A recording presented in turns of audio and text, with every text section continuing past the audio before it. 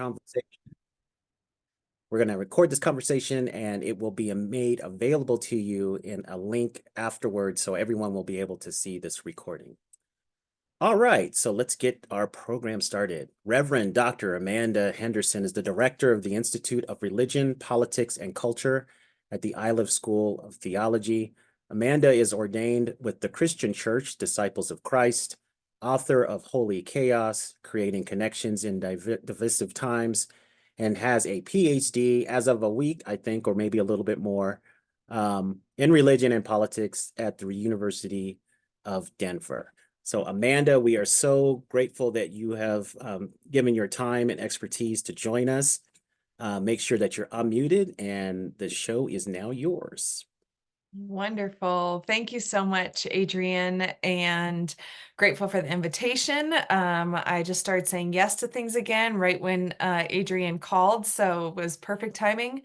And yes, as Adrian mentioned, my baby PhD is what I've been saying. I'm 11 days old, so we'll see how this goes, but it is exciting.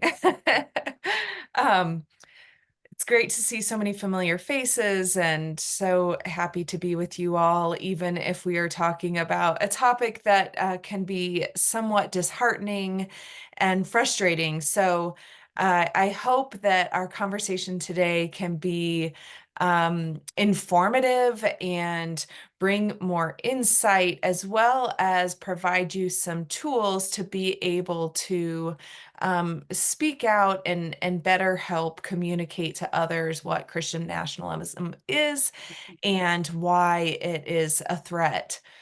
Adrian, you'll be sure to let me know if something goes wonky with my slides. I've got two screens, so I'm making sure that this moves along well. So this, and also I want to say that we will have time for questions and answers, and Adrian will be fielding those. If you want to just throw questions in the chat as they come up for you, that can be an easy way for us to keep, he'll go through those and we'll pull those together at the end.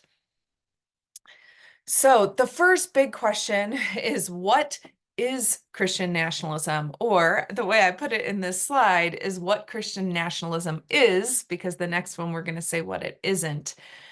So just real succinctly, Christian nationalism is a modern political movement that idealizes and advocates for a fusion of Christianity with American civic and political life.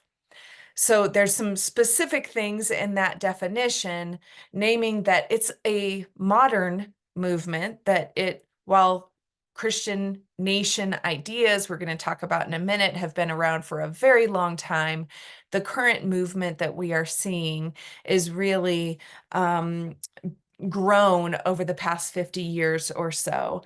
And it's more of a political movement than a Christian teaching, right? So many people who are Christian feel so frustrated with this, to say, what kind of Christian nation is this that is perpetuating these ideas? So naming this as a political movement is a real clear way to help people understand that this is different than the teachings of Christ. And that ultimately the vision of Christian nationalists is for US law and systems, culture, practices to be aligned with their understanding of Christianity. So, along with that definition, what Christian nationalism is not is just as important. Christian nationalism is not biblical. It is not based on the teachings of Jesus. And it's also not historical or constitutional. Now, that can be really easy to say to people, no, this isn't us. This isn't Christianity. But it gets a little more complicated because we do have deep roots in Christianity in this country, and we do have a troubling past with the ways that Christianity has been a justification for slavery and genocide, and there is certainly a complicated, painful, horrific way that Christianity has been used and exploited in the name of the colonial project, in chattel slavery, and justifying Jim Crow laws and segregation. We know this, right? So it makes it even more complicated when we say, well, no, we're not a Christian nation. Because when responding to Christian nationalism by saying we're not a Christian nation, then we are simultaneously denying this history that is real and we need to face and reckon with and understand of how Christianity was used in our founding. This picture that I have here is a sketch. It was actually done in metal that is a picture of the discovery of America, May 12th, 1492. And this kind of epitomizes the self-perception of European Christian explorers, colonizers, exploiters who saw themselves as civilized and Christian, coming to the New World and bringing Christianity. You can see in the background the soldiers pushing up the cross and the indigenous people wearing loincloths, and they're perpetuating all of these stories that are really rooted in the doctrine of discovery and this idea that those who came to this land who were European were who the people they encountered, if they weren't Christian and they weren't civilized, meaning held European practices, that they weren't human.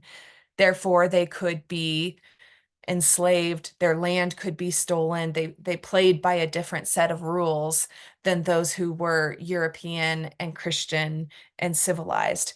So this is a part of our history, and it remains a part of who we are and woven into how we see ourselves and see others. So I think a piece of navigating Christian nationalism also includes owning up to that element of our history as Christians that is a part of who we are and what we still carry today. Another example of that, I love art because it shows this, really complicated way that we understand ourselves and others through especially historical art. This is one that I'm sure you're familiar with. American Progress by John Gast was painted in 1872, which also happened to be the same time frame that Civil War had just ended. Westward expansion was happening. The Homestead Act had just been passed, and Americans, predominantly European, white Americans, saw themselves as fulfilling a divine call to populate from sea to sea this land of North America. And this picture depicts this seeing yourselves as a part of a divine mission to bring civility and to bring Christ to the heathens. This is deeply rooted in who we are and in our legal systems, our political systems. So we have a complicated story, right? We all know this. And we also know that Christianity has been a source of liberation, and it was a source for those who were enslaved to call for freedom, to use the same book that that the slave master was using, they were using to call for their own freedom. And so there is this complicated reality of Christianity in our history. We know that Christianity is a major driver for the civil rights movement, for women's liberation and rights movements, for LGBTQ rights movements. Christianity in American history is complicated. So any effort to either erase it or hold it up on a pedestal is falling short of wrestling with our real histories and the good, the bad, and the ugly. So where did this current movement come from? This current movement of Christian nationalism and trying to separate the fact that Christianity has been a piece of who we are from the current movement of Christian nationalism that calls for the unifying of US civil and political institutions with a Christian ideology. This is helpful to understand in the perspective of a backlash to the movements of the 1960s. And to this, if you look at a timeline of when there were these two pieces that were starting to really take shape, first, they didn't come out of nowhere. There have, since the beginning of time, there were multiple gospel stories, right? There are multiple ways of living Christian teachings and understanding Christianity. So these tensions have been there all along. And before the rise of this movement, there were tensions between conservative and liberal theological institutions and interpretations, and those who saw culture as, of the devil, or as less, as high, lower on the hierarchy of divinity than God up in the heavens. So these theologies were present and are also playing out as this takes shape. But it was really the big shifts of first desegregation of schools, the Brown versus the Board of Education in 1954, which took a decade to really be enforced. And then the Civil Rights Movement, the Voting Rights, the Civil Rights Act, the Voting Rights Act, as well as the culture change movements of the 1960s. Those conservative, more xenophobic, more isolationist ways of understanding Christianity communicated themselves as being under attack. And at this time also, I didn't have on here, but should be, is the fight against communism and the rhetoric of the threat of communism and godless communism, and putting communism as a anti-religious force. All of these social change movements are happening, and then there is this backlash, and we see the rise of the religious right. And this is also the first time that we see a real boom in tellings of American history that frame American history in this hyper Christian, kind of revisionist narrative. And these are four of the texts that are really pointed to as shaping this narrative of America as a Christian nation. And you see this continuing to be called upon by groups like the John Birch Society and the Daughters of the American Revolution. And so these political groups are also merging with very conservative Christian, more fundamentalist interpretive groups that are starting to come together and building that into this history. And as this is also the time that abortion passes. It's important to note that in Republican politics, you can see this shift where prior to 1972, there's no mention of God in their political platforms. There's no mention of religion or abortion in the 1972 Republican platform.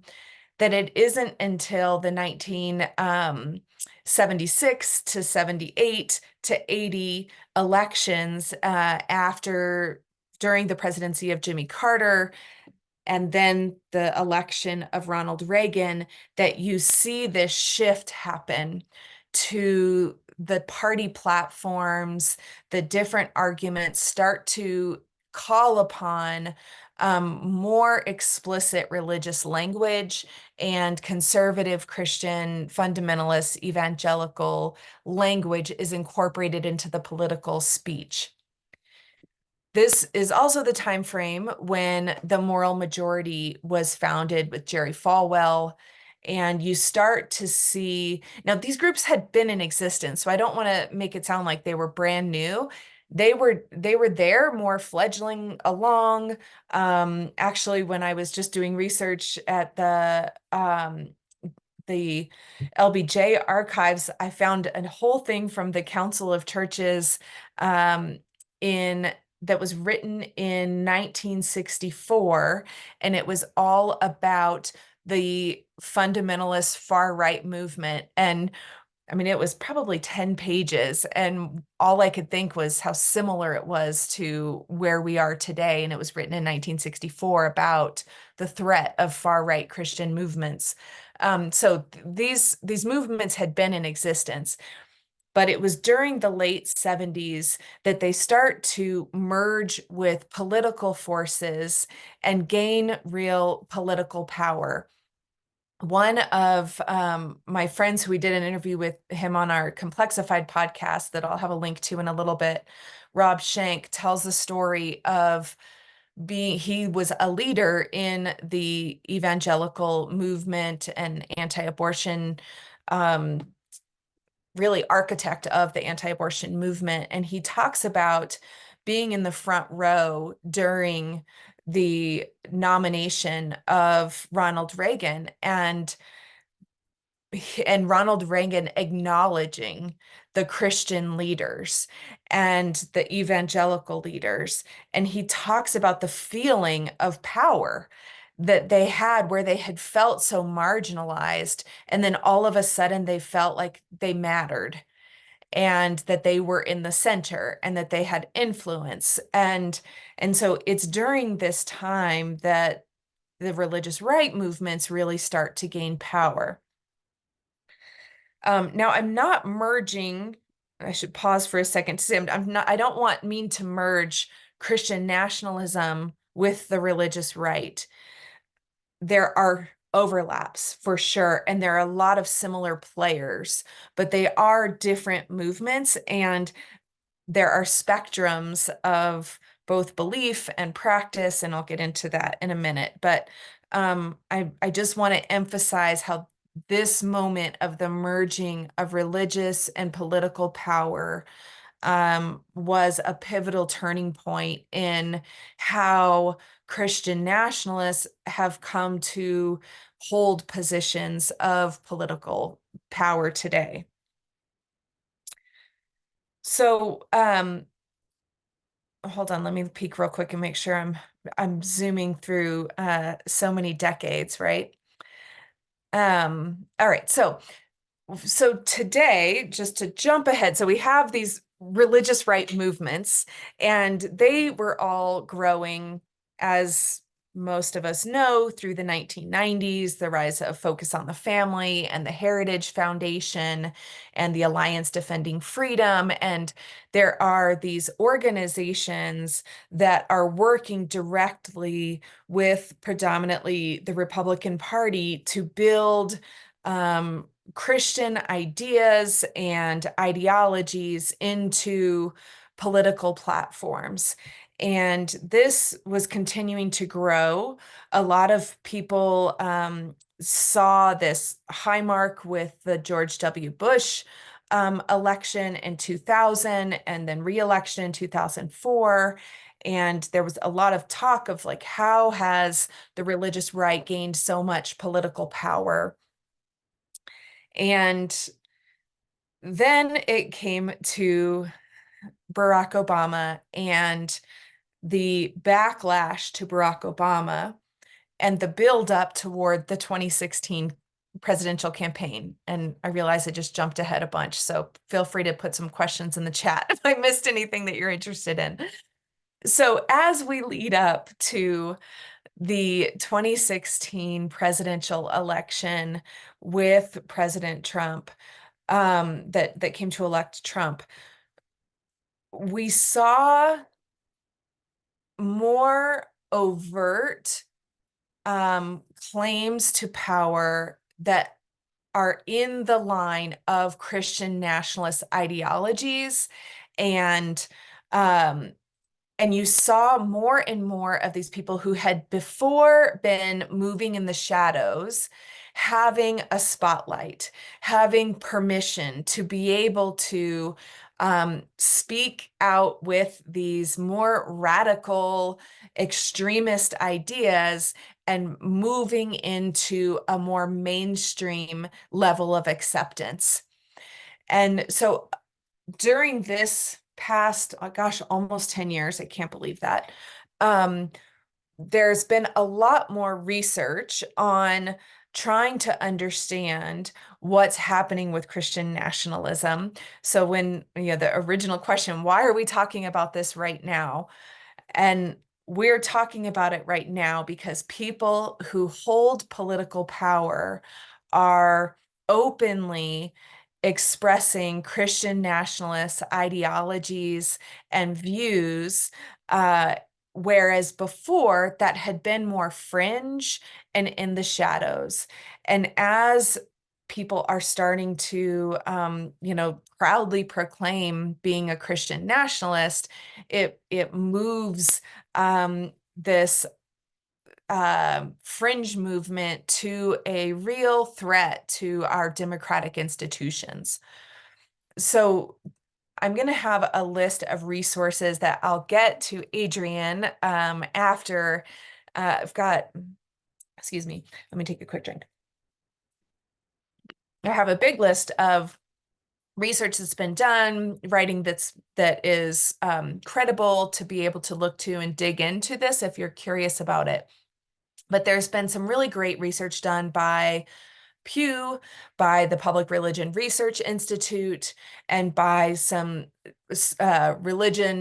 sociology of religion scholars. Andrew Whitehead and Samuel Perry have recently done research trying to better understand how mainstream is this?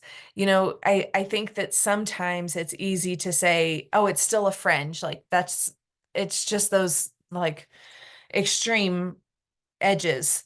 This isn't a real threat. Their research has shown that the biggest concern is the people who are more of accommodators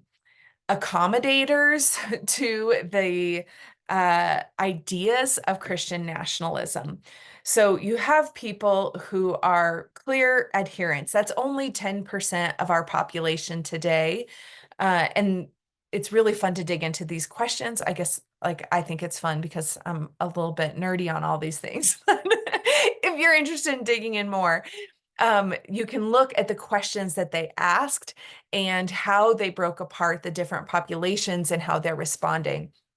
But they've identified that about 10% of the population name themselves adherents. They fall into all of the categories on the key questions to identify as Christian nationalists. They want our institutions to be implementing Christian dogma.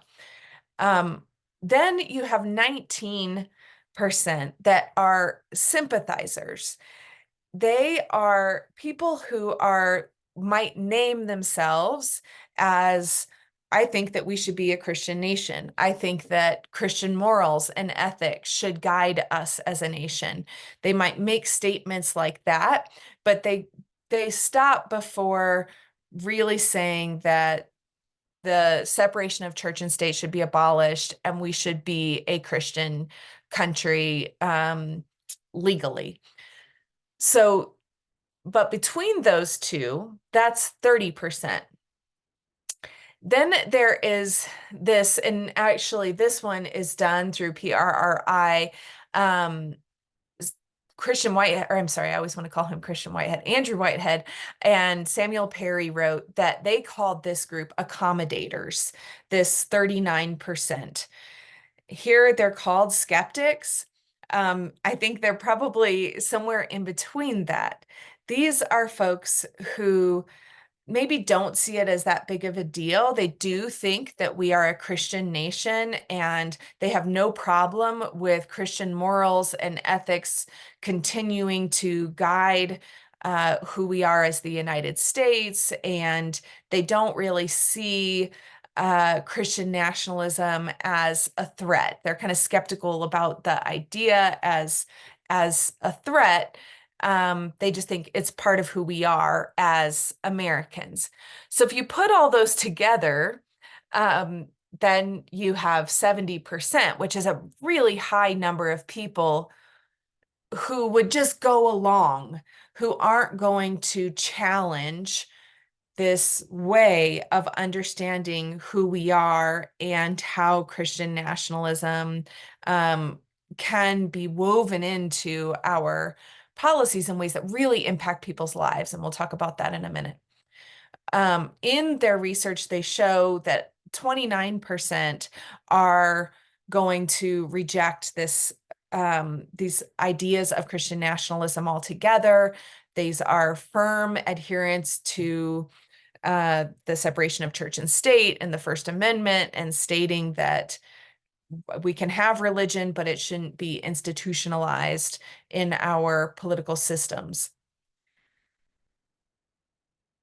So as we look at these different movements, one of the things that's the most troubling, of course, and I think that January 6th was this high water mark of seeing on our televisions this merging of people saying, Jesus is my savior, Trump is my president, using a cross to bash in the windows at the Capitol, these images and the ways that people were not only merging Christianity and their political views, but also acting with violence for those views.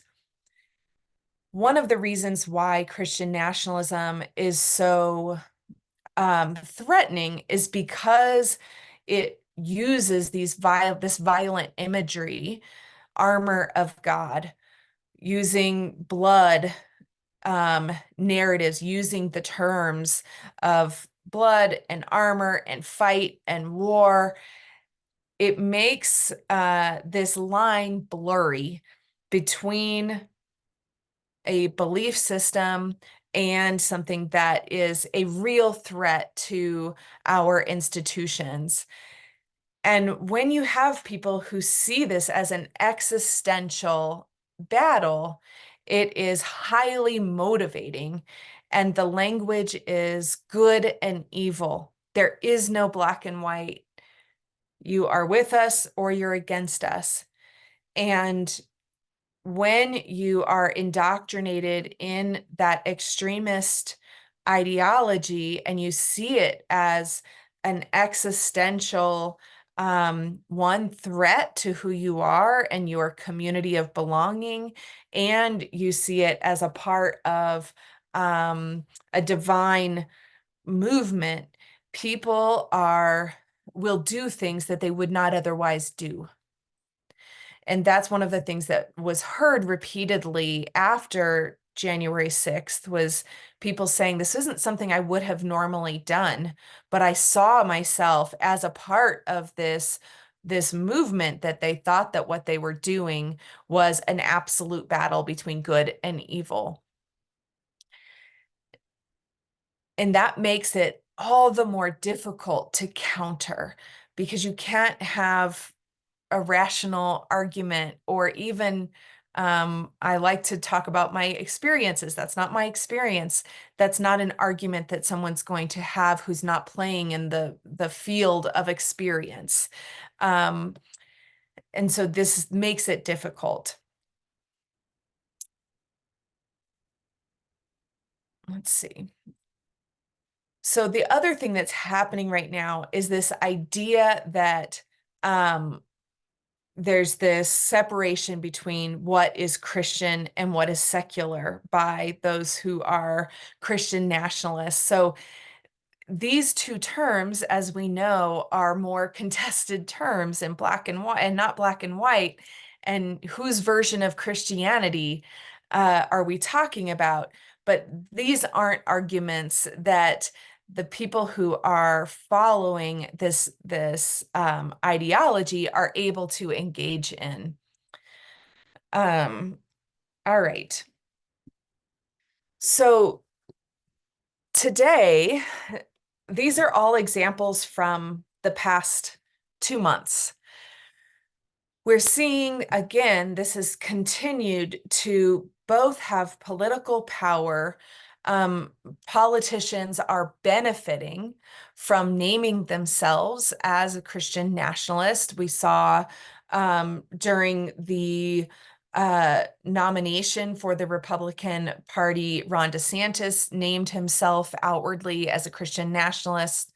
If you're here in Colorado, our Representative Lauren Boebert has spoken publicly multiple times, naming herself as a Christian nationalist. Politicians like Marjorie Taylor Greene. We might think of these folks as more fringe and more out there, but it's important to pay attention to the ways that having done political advocacy, I know they are saying things because they think they're going to win their people over with what they're saying. And they're doing polling on that. They're talking to people. So there is this feedback loop for political leaders that they are speaking into an audience that they know affirms what they say. And that's how they're getting reelected. So this is more than one fringe person. This is a movement that is gaining political power. One of the most clear ways that we have seen this in the past couple months was in the February 16th Alabama Supreme Court Chief Justice Tom Parker's statement, which named a embryo as having the same rights as a child and any full human being. And through the world of IVF and in vitro fertilization and reproductive rights into just ultimate uncertainty, because the repercussions of naming an embryo as having the full rights of a human being, we haven't even begun to parse out what that would look like in our legal and healthcare systems. And his justification for that, he explicitly used religious language and scripture, and this is one of many quotes: human life cannot be wrongfully destroyed without incurring the wrath of a holy God who views the destruction of his image as an affront to himself. And this is in a Supreme Court ruling with direct and immediate repercussions in people's lives. And if you were following that, you know that we can have a whole nother conversation about the backlash around that, specifically for more white women who were trying to get pregnant, people who had resources, and the legislature quickly addressed this reality with little regard for the fact that the same argument is impacting women of color, people who don't have the resources for reproductive care. But anyway, you'll get me on my bandwagon there. So this has an impact in people's lives.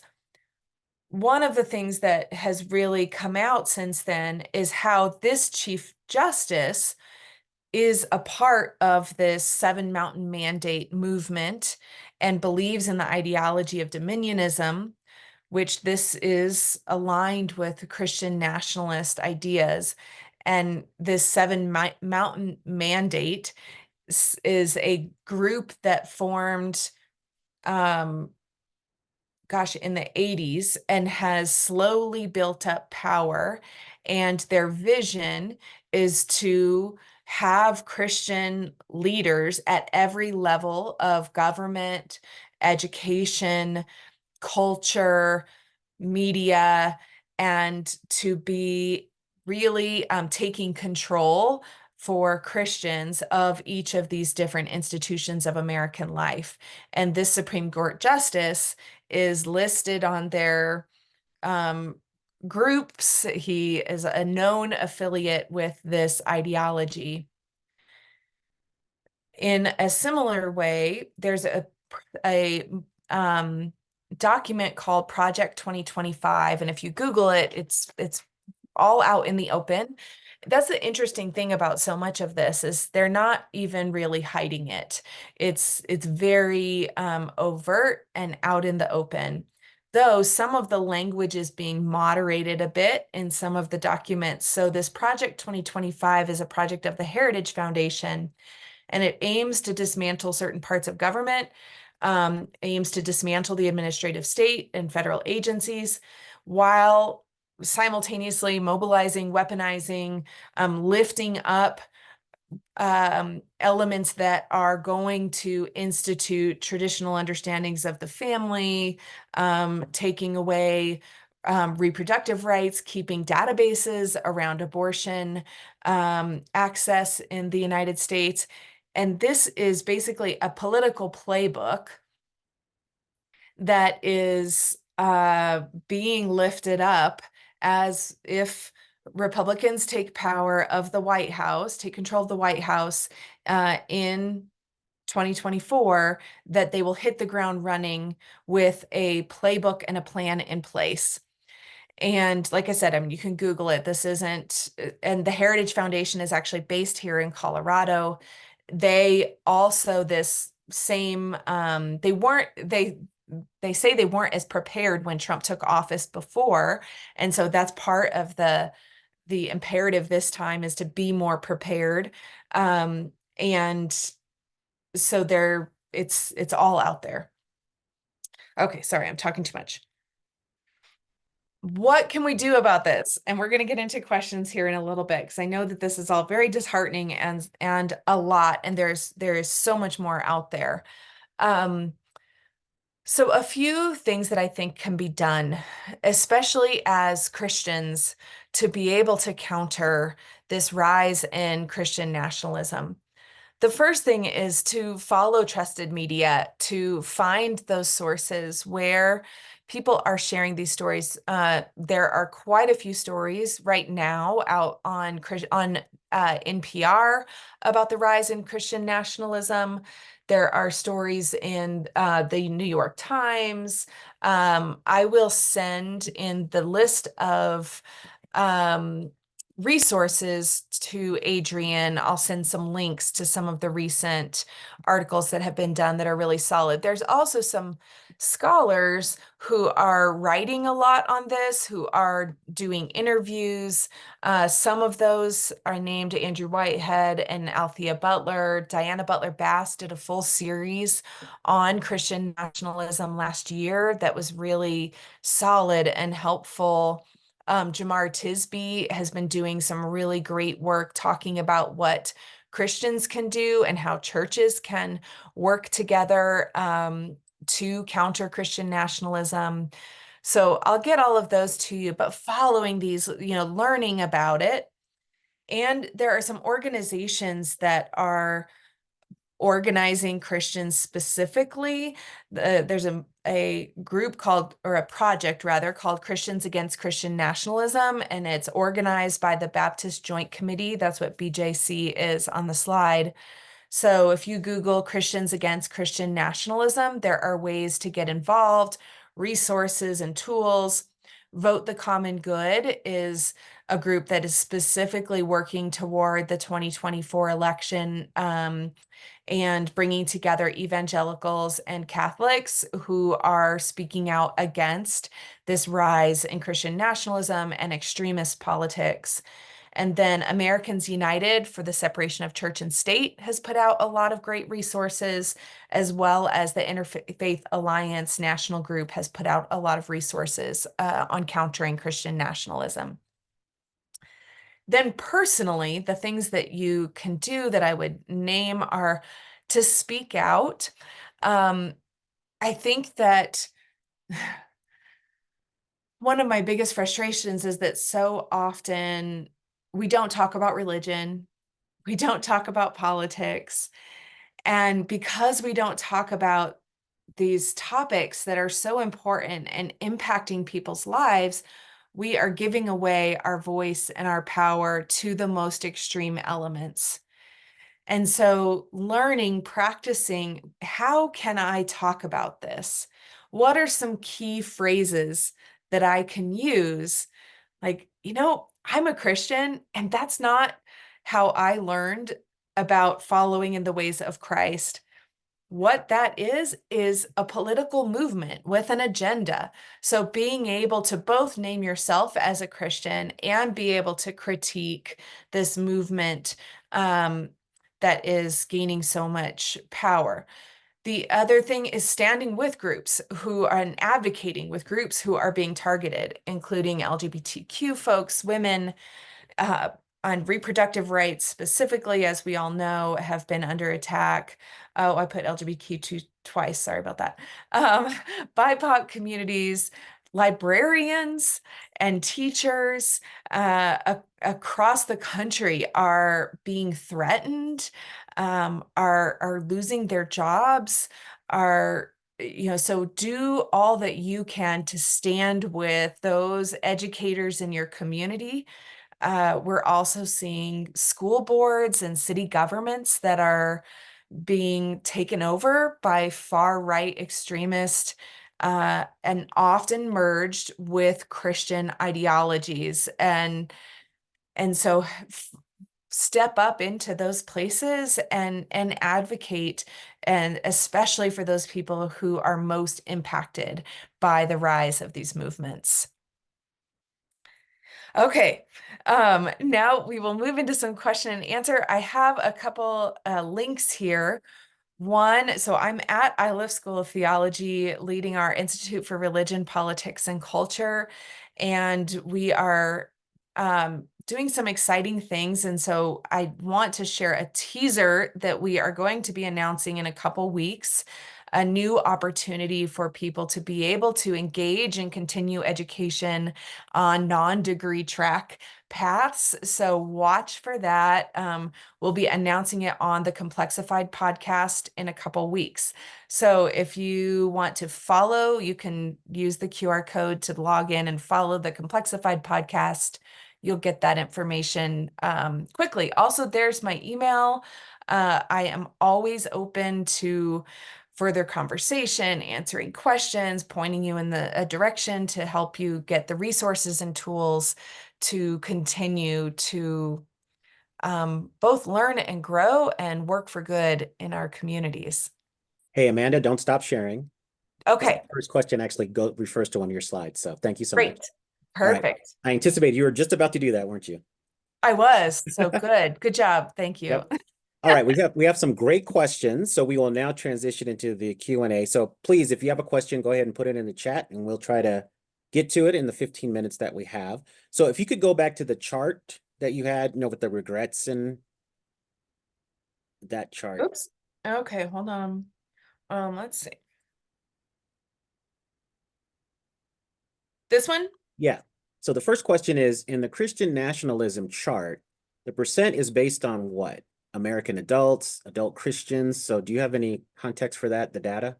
Yeah, so I can send that link in the email to you all through Adrian, because that there's so much data. So this is adults, but they have it broken out into um, people who identify as Christian, people who don't identify as Christian. They have racial identity broken out and listed. So there is so much data on this and it's really legible. So let me send you that link to get the most detail, because I'm not going to be able to do justice on this one.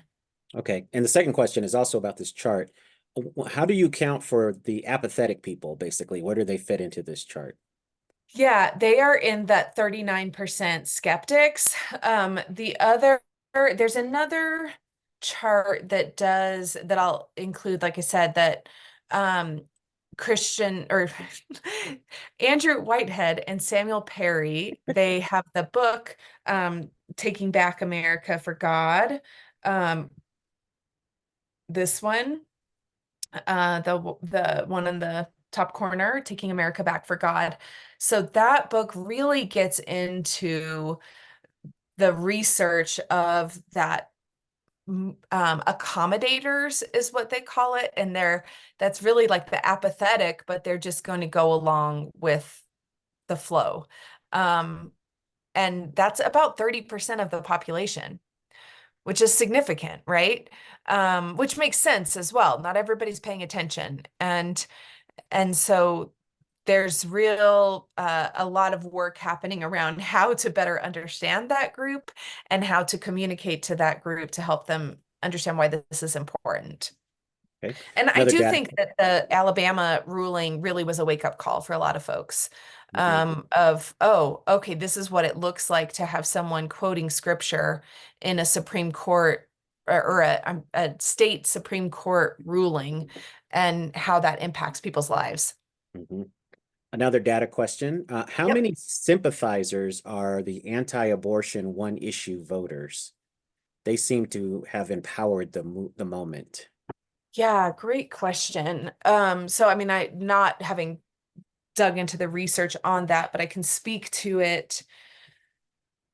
I think that it's an interesting question, especially being that Roe versus Wade was overturned in Dobbs. And so there have been questions of, will those people who that was all they cared about and now they got it, are they still going to support Trump? Are they still going to go along with a far right ideology, even if it's opposed, if they don't fully align with it? And at this point, I think that the thought is that they will still stay with Trump. Um, Time will tell. Yeah. Just thinking about that with the pushback at the state level and stuff, maybe there's still energy because of that. So they feel like the work's not done yet. Yeah. Yeah. Yeah. All right. You may stop sharing your screen now. Okay. All right. Thanks. Next question. What role do you think 9/11 and Islamophobia played on consolidating Christian nationalism? And part two of the question is, does the shrinking white majority add to their sense of existential urgency in your research?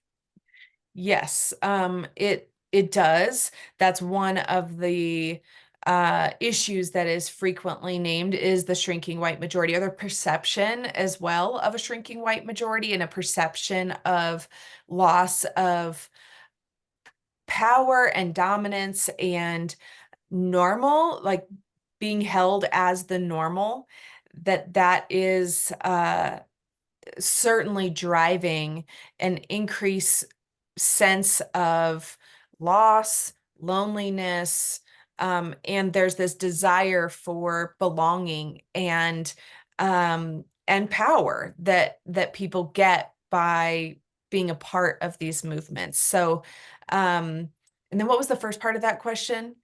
How did 9/11? Oh, 9/11 and the Islamophobia.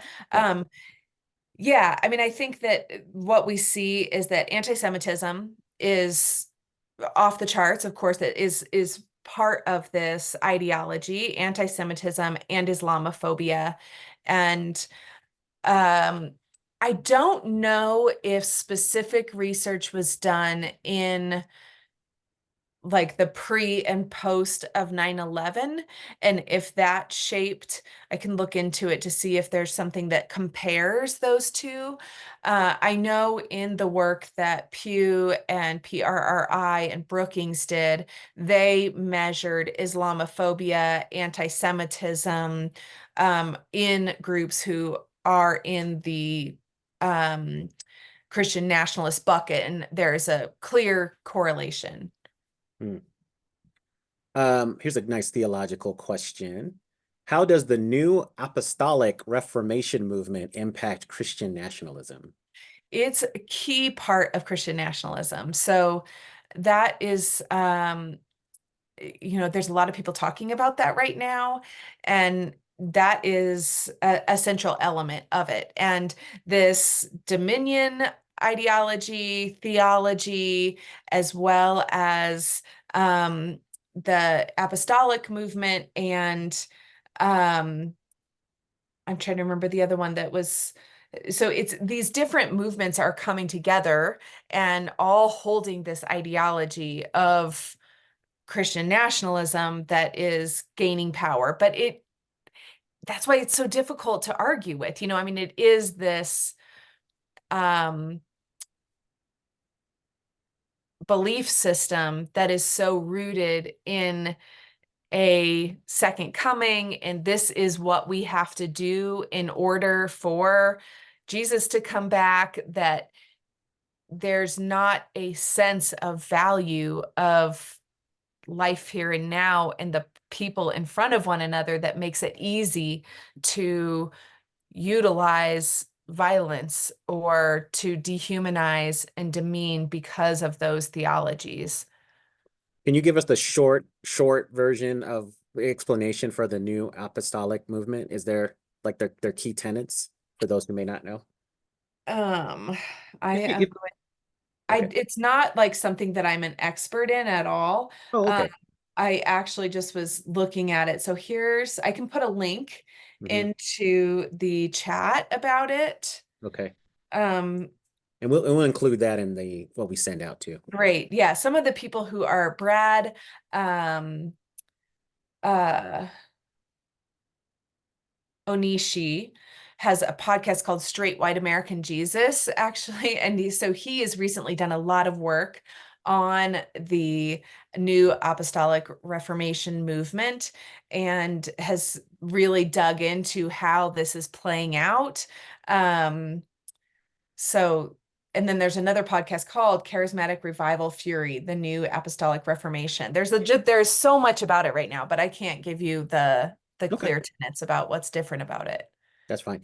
You mentioned PRRI, and could you just explain what that stands for? Yeah, it's the Public Religion Research Institute. So it's led by someone named Robbie Jones, and they have been doing research on public attitudes and perceptions about religious ideas, and specifically looking at politics for about 20 years. And Robbie Jones leads PRRI, and he's written some really great books about white Christian nationalism. Most recently, one was called White Too Long, and I'll also have the links to that there.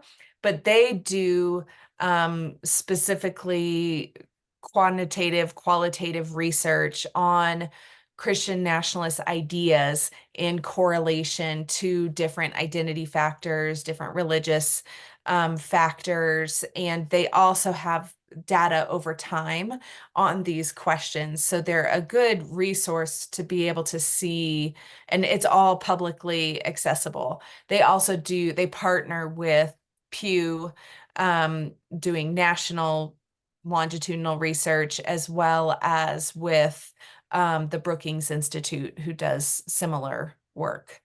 Okay, next question. How does the Ku Klux Klan fit into all of this?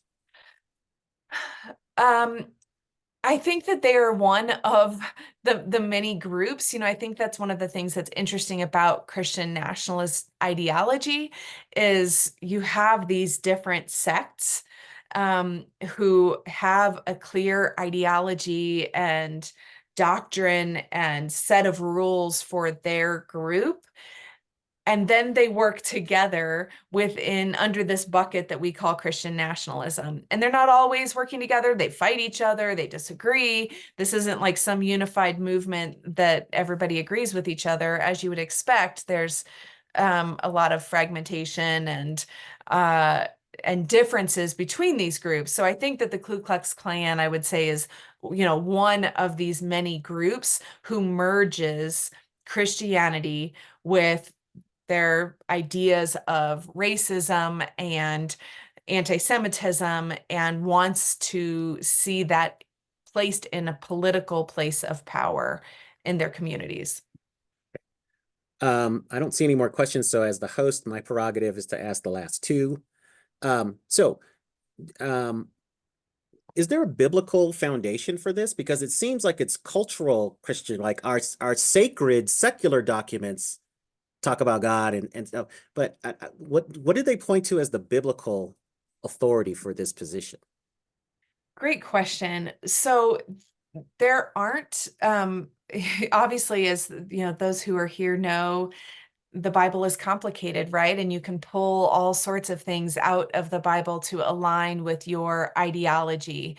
So Diana Butler Bass did a piece on this, that I will link as well, that looked at, okay, here's the texts that they're using to justify this rising up of the Christian state, but all of it falls apart really easily. There is no real biblical foundation for the idea of merging, especially because there weren't states as we have them. And but there were, early Christians lived as Christians in societies and with governments that weren't Christian.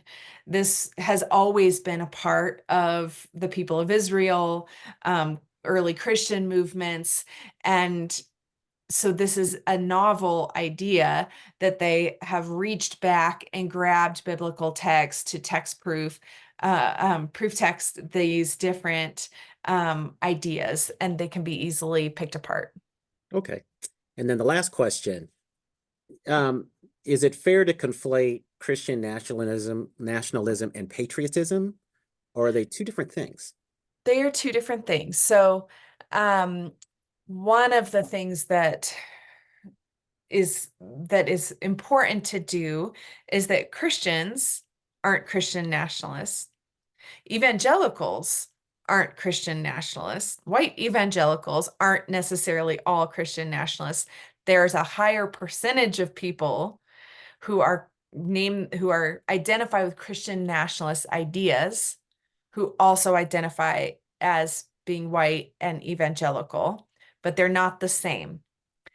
In a similar way, someone can be a nationalist and not be a Christian, and someone can be patriotic and not be Christian or Christian nationalist. There's some really interesting work on this as well around race and looking at, in communities of color, Black and Hispanic specifically, there is a higher